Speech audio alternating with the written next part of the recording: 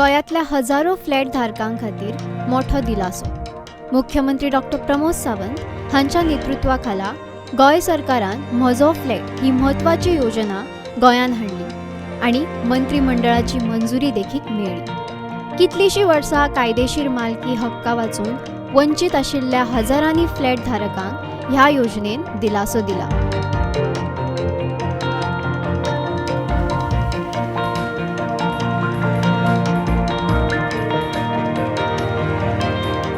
म्हजे घर योजनेच्या यशस्वी अंमलबजावणे उपरांत सरकारान आता फ्लॅट धारकांच्या समस्येर लक्ष केंद्रीत केला. मुख्यमंत्री डॉक्टर प्रमोद सावंत हांच्यांनी 2026-27 च्या अर्थसंकल्पात ह्या योजनेची घोषणा केली. ह्या उपरांत राज्य मंत्रिमंडळान ह्या योजनेक मंजुरी दिली.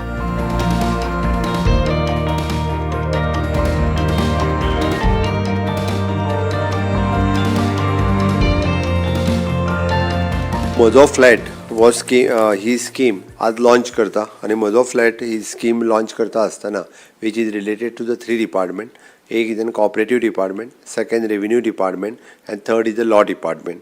ही 3 डिपार्टमेंटां मेळून आमी सुटसुटीत रित्या लोकांक ज्यो हावजींग कॉपरेटिव्ह सोसायटीज आसात किंवा ज्या बिल्डरांनी बिल्डिंग्स कन्स्ट्रक्ट केल्या लोकांक फ्लॅट एग्रीमेंट बेसिसाचेर दिल्या आनी गेली 30 वर्सां 40 वर्सां ते आतां डेलिबरेटेड कंडिशनान आयल्या.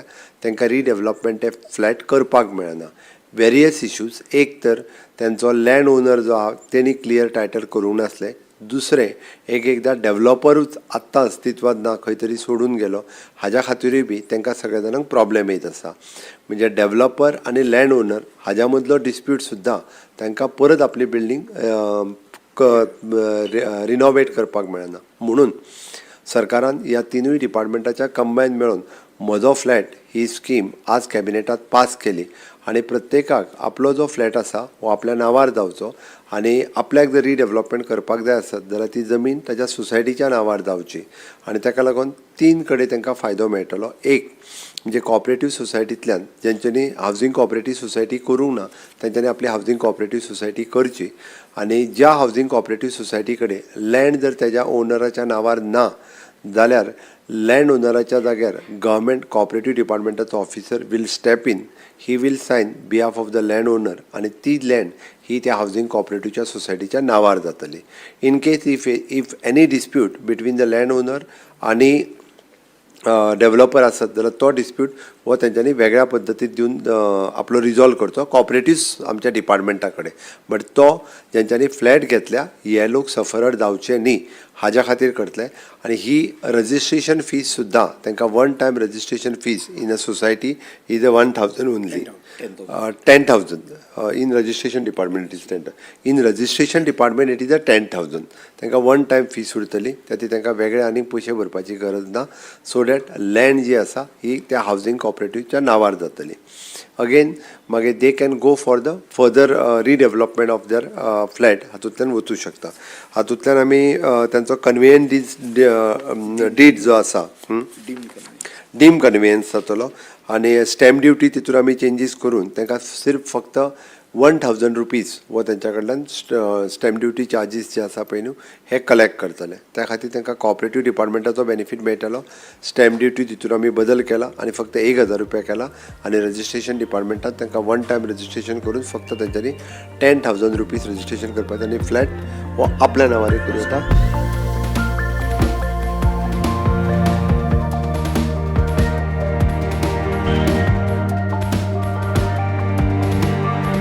गोंयांत खुबशा नागरिकांनी 30 ते 40 वर्सां पयलीं फ्लॅट खरेदी केल्ले. तांच्यांनी फ्लॅटची पुराय रक्कम भरिल्ली. त्या घरात कितलीशीं वर्सां रावले. मात बिल्डरांनी लँड कन्वेयन्स प्रोसेस पुराय करूं ना. कांय बिल्डर मरण पावले, कांय बेपत्ता जाले. कांय वाठारांनी बिल्डर आनी जमीन मालक हांच्या भितर वाद निर्माण जाताले. अशा कारणाक लागून मालकी हक्क प्रक्रिया शेवटां उरली.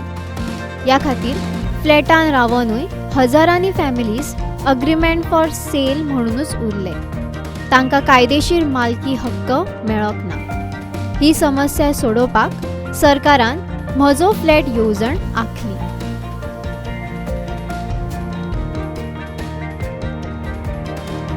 या योजनेनुसार पात्र फ्लॅट धारकांनी कोऑपरेटिव्ह हाऊसिंग सोसायटी स्थापन करपाची, ह्या उपरांत बिल्डर उपलब्ध ना किंवा जमीन मालकांबरोबर वाद सुरू असलो तरी त्या संस्थेन पात्र फ्लॅट ओनराक युनिलॅटरल डीम्ड कन्वेयन्स मेळटले. म्हणजे बिल्डरांच्या शिवाय जमीन संस्थेच्या नावार सोपयली वतली. या पुराय प्रक्रियेक सहकार खाते मार्गदर्शन आणि जायती मदत करतली. कन्वेयन्स प्रक्रिया पुराय जाल्या उपरांत जमीन सोसायटीच्या नावार हस्तांतरीत करतले. हेका लागून संस्थेच्या फ्लॅट धारकांक तांच्या घराचो कायदेशीर मालकी हक्क मेळटलो. योजनेचो लाभ घेवपाक लाभार्थ्यांक एकदाच 10,000 रुपया नोंदणी शुल्क भरचे पडटले. तशेंच फक्त 1,000 रुपयांचे स्टॅम्प ड्युटी शुल्क भरचे पडटले. ही प्रक्रिया सोपी करपाक राज्य सरकारान गोंय सहकारी संस्था कायदो, इंडियन स्टॅम्प ॲक्ट आणि संबंधित महसूल नेमांनी सुधारणा करपाक मंजुरी दिला.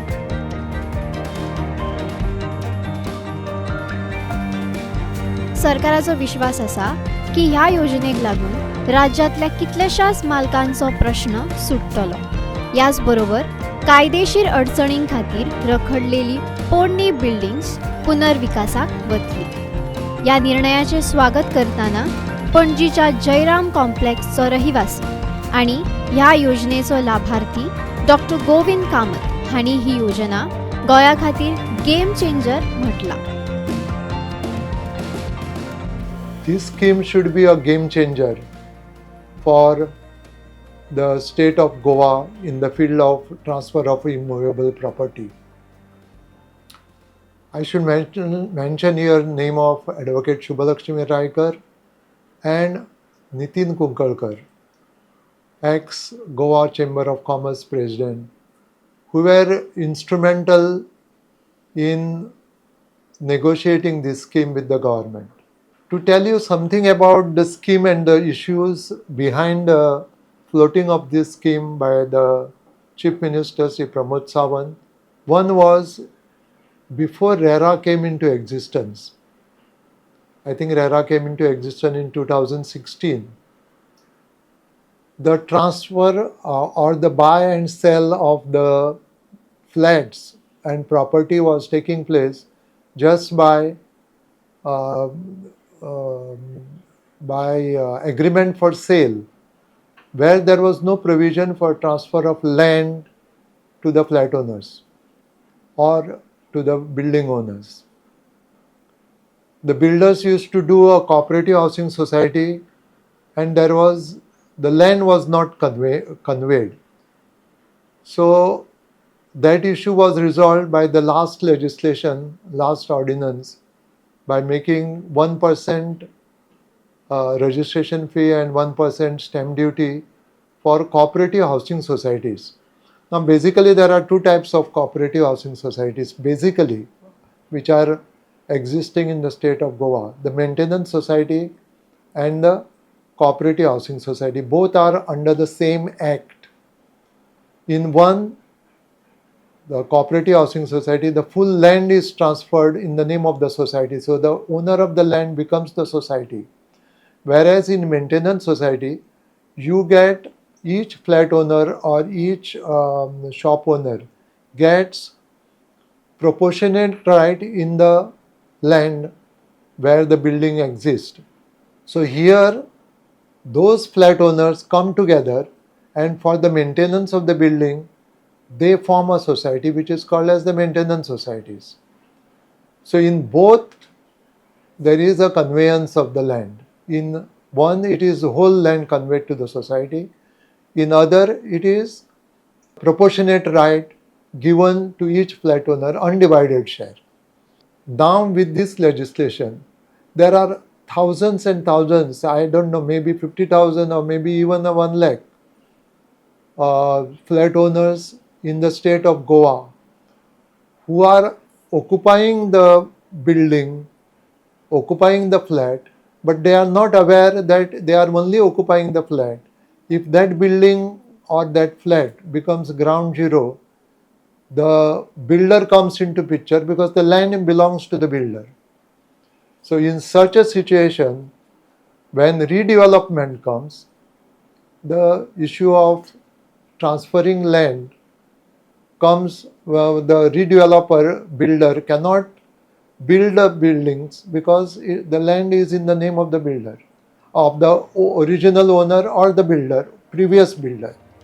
So all these issues were understood by these two officers and by CM Pramod Sawant, and this game-changing legislation ordinance has come into effect.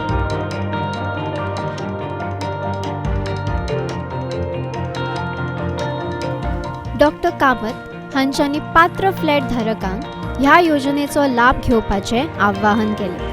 ह्या योजने खातीर रहिवाशांक कायदेशीर मालकी हक्क मेळटलीच, शिवाय सरकाराच्या महसुलात देखीक वाढ जातली अशें तांच्यांनी सांगले. तांच्यांनी मुख्यमंत्री डॉक्टर प्रमोद सावंत आणि राज्य मंत्रिमंडळाचे अभिनंदन करत ही योजना राज्यात परिवर्तन घडयतली अशें म्हळें.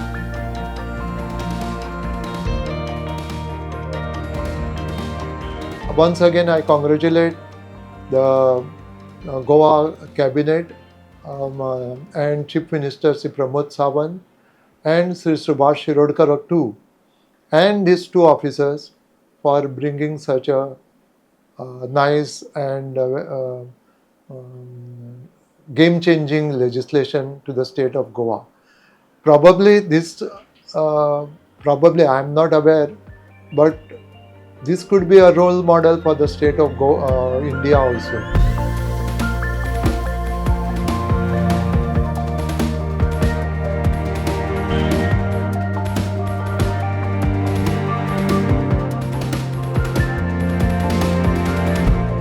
पणजीचे रहिवासी नायसा कुटिनो हांणी ह्या निर्णयाचे स्वागत केले. तांच्यांनी म्हळें की खुबशा कुटुंबांनी आपली आयुष्यभराची कमाई खर्च करून फ्लॅट घेतिल्ले, मात बिल्डर आणि कायदेशीर अडचणीं खातीर मालकी हक्क मेळना. म्हजे फ्लॅट खातीर पात्र फ्लॅट धारकांक मुख्यमंत्र्यांनी दिलासो दिला अशें तांच्यांनी व्यक्त केलें.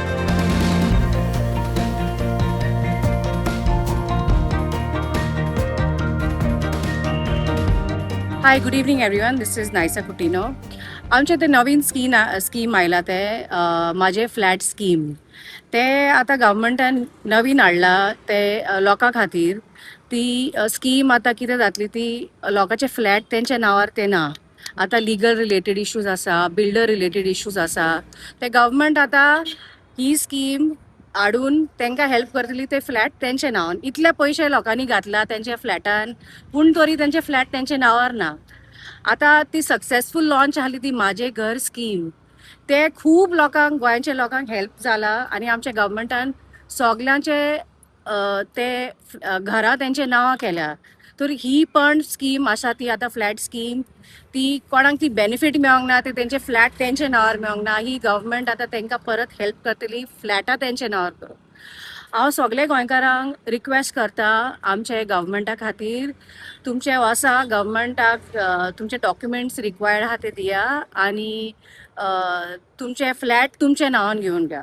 Thank you very much. आमचे गोवा गव्हर्मेंटाक खूब आभारी आसा की ते आमचे खातीर इतले स्किम्स लॉन्च करता आमच्या गोंयकारां खातीर. Thank you very much.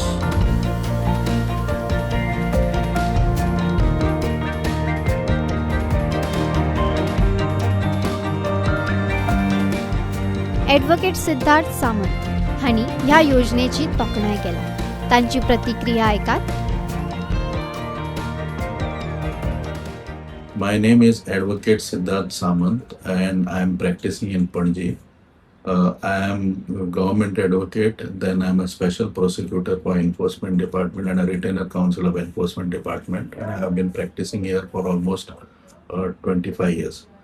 I have gone through this Majhe flat scheme of the government. Just as Majhe Ghar Yojana, this is modeled something similar but not exactly same.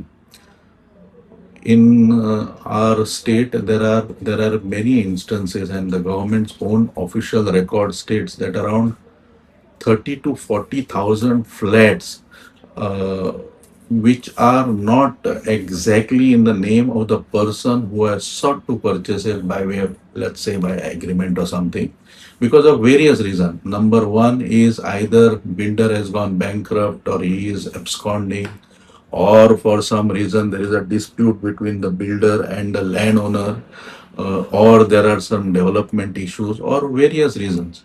So what happens is, in spite of paying full consideration, or in spite of staying in a particular place after having purchased it, or rather made an agreement for purchase or seeking to purchase, uh, after paying the entire consideration, people have not been able to get their full rights of ownership, because there has been no either society and conveyance deed in favor of the society, or individual sale deeds. Now, what happens is, because of this reason, there are titles. So tomorrow, if they need any money, if they want to mortgage, then the banks don't give them.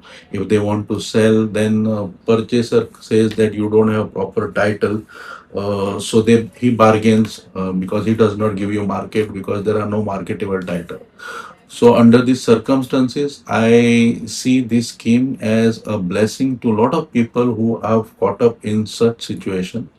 Their government is proposing amendment to Registration Act and Cooperative Societies Act, whereby two things. One is, the registrar will be empowered to execute sale deeds where developer or the landowners are missing. One aspect of the matter. Two, there will be an amnesty, sort of an amnesty scheme, where there has been no conveyance in favor of society, or where there has been no individual sale deeds. Then registrar will assume the position of a developer or the landowner, and he will execute. One aspect. And second aspect is, there is going to be a concession depending upon 2-3 zones. One will be municipal, where there will be a particular amount, and then there will be probably village or panchayat or semi-urban areas, where there will be one sort of a criteria for the purpose of this. And government proposes a very small money as transfer fees or registration. So this, I think, is a great step. So, lot of people, at least estimated 30 to 40,000 people will be benefited. And I wish all the best to the government and to the people that they come forward. I think there has to be a lot of awareness.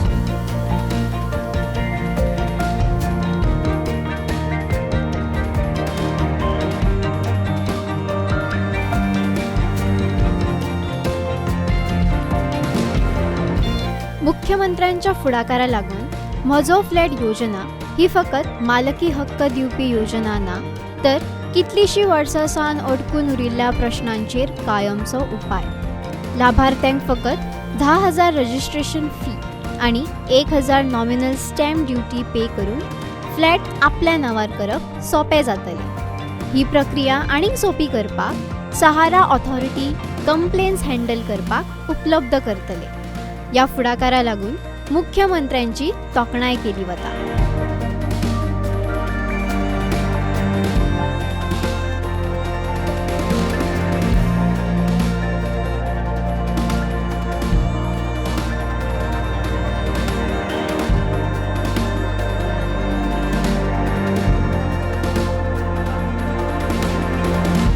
तुम्ही पळयतात GNH.